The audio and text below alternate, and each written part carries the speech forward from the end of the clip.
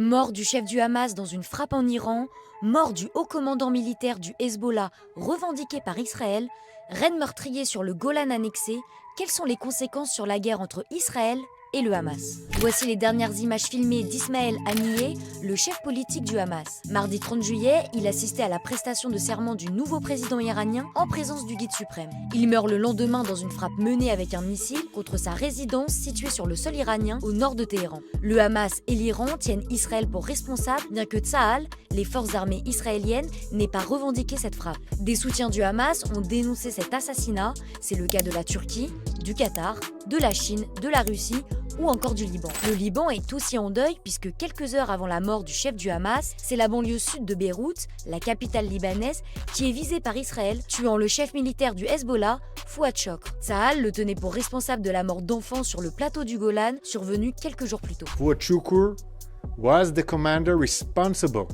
for the Majd al-Shams massacre in which 12 children were murdered after Hezbollah fired an Iranian Falak 1 rocket directly at a soccer field in northern Israel on Saturday evening. Cet épisode, ajouté à la mort de ces deux dirigeants, laisse craindre une extension de la guerre et un conflit généralisé dans la région. D'autant que le Hamas et l'Iran ont assuré venger la mort d'Ismaël Haniyeh. On sait qu'il y aura des répliques, évidemment on ne sait pas lesquelles et jusqu'où on choisira d'aller du côté du Hezbollah, du côté de l'Iran. Le risque pour Israël, c'est que ces réponses soient coordonnées, sachant que l'armée israélienne est déjà fatiguée par l'opération menée à Gaza, fatiguée par le fait que le front du Nord est déjà très actif. Téhéran a annoncé 3 jours de deuil national après la frappe contre le chef du Hamas sur son territoire. La symbolique du lieu a toute son importance. Israël a choisi d'attaquer en Iran et dans la capitale Téhéran. C'est évidemment une humiliation pour le régime de Téhéran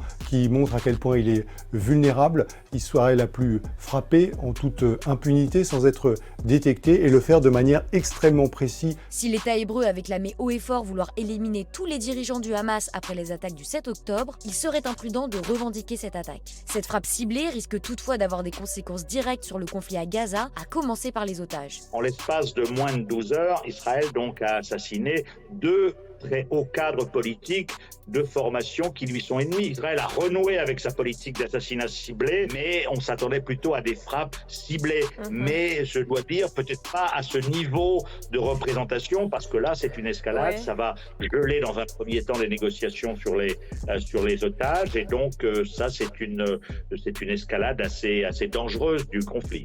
Maintenant, reste à savoir quel rôle vont jouer les États-Unis, la France et plus largement l'Occident, qui feront tout pour éviter une escalade au Proche-Orient.